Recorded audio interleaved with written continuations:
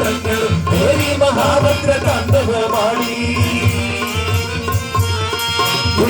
കൈകളിൽ ദിവ്യശസ്ത്രങ്ങളും ഏറി മഹാഭദ്ര താണ്ഡവമാടി. സംഹാര താണ്ഡവമാടി. മുടിയടിച്ചാടി തിരുനാവു നീട്ടി. മുടിയടിച്ചാടി തിരുനാവു നീട്ടി. കൊടുങ്കാറ്റ് പോലെ പേമാരി പോലെ പോരാട്ടഹാസം മുഴക്കി. കൊടുങ്കാറ്റ് പോലെ പേമാരി പോലെ പോരാട്ടഹാസം മുഴക്കി.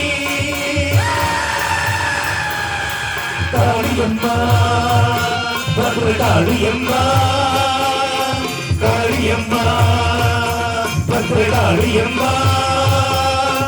അഗ്നിതം പേരുന്ന വേതാളമേലേറി കുളികളോടൊപ്പമെത്തി.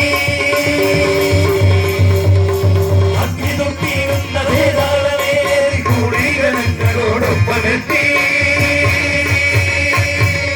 മഹാരോഗശക്തിയെ കരികൊണ്ട ദേവി കാളികാസുരനു ഭയന്നു പോയി.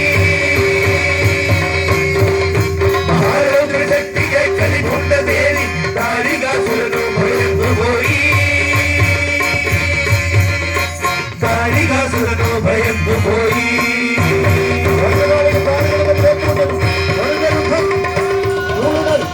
അസുരന്മാരുടെ തല നുള്ളി ചോര കൊടുക്കും. ആ തല ഒരു മാലയാക്കി കോർത്ത് ഭദ്രകാളിയുടെ കഴുത്തിൽ ചേർത്ത് കൊടുക്കുന്നു. അസുരന്മാരുടെ കൈയും കാലും ഒക്കെ വെട്ടിയെടുത്ത് അത് കുടമാലയിൽ കെട്ടി ഒരു ആടയാക്കി ഭദ്രയുടെ അരയിൽ കെട്ടിക്കൊടുക്കും. ചോരകൾ കുടിച്ച ഭദ്ര ദാരികനുമായി ഏറ്റുമുട്ടുന്നു. അസുര പടയാളികളൊക്കെ ഒപ്പമായി മരിച്ചു വീഴുന്നു. പ്രാണഭയത്താൽ ദാരുകൻ ഭഗവാൻ പരമശിവൻ പരമായി നൽകിയ ആയുധങ്ങൾ ധ്യാനിച്ചു. ഒന്നുപോലും ദാരുകന് സ്വയത്തിനോടുമില്ല. പ്രാണരക്ഷാർത്ഥം ദാരുകൻ ഓടുന്നു. ഭദ്രകാളി പിന്നാലെയുണ്ട്.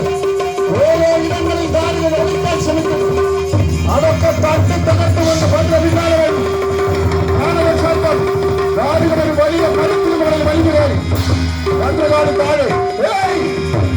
അസുര ചക്രവർത്തിയായ ദാരുക, നീ ഒരു സ്ത്രീയെ ഭയന്ന് മരത്തിന് മുകളിൽ ഒളിക്കുന്നു.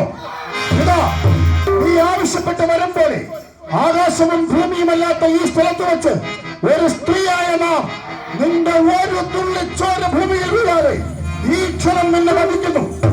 ഭദ്രകാളന്റെ കയ്യിലിരുന്ന ആയുധമെന്ന് ചുവട്ടി ദാരുവിന് നേരെ വീശിയറിഞ്ഞു.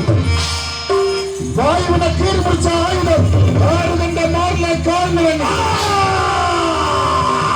ആകാശത്തിന്റെ ഭൂമിയിലേക്ക് പതിക്കുമ്പോലെ അവന്റെ മാറിൽ നിന്നും ചോരപ്പുഴ താഴോട്ട് പതിക്കുന്നു. ഭദ്രകാളിയുടെ നിർദ്ദേശപ്രകാരം വാഹനമായ വേതാളം തന്റെ വലിയ ചിറകുകൾ വീശി ആകാശത്തിലേക്ക് പറന്നുയർന്നു. ദാരുവിന്റെ ചോര ഭൂമിയിലേക്ക് പതിക്കുകയാണ്. അതിന്റെ താഴെ വലിയ വായു തുറന്നു പിടിച്ച് ഒരു തുള്ളിച്ചോര ഭൂമിയിൽ വീഴാതെ അന്തരീക്ഷത്തിൽ നിന്നുകൊണ്ട് വേതാളം മുഴുവൻ കുഴിച്ചു തീർത്തു. ചലനമറ്റ ദാരുകന്റെ ശരീരം ഭൂമിയിലേക്ക് വലിച്ചു.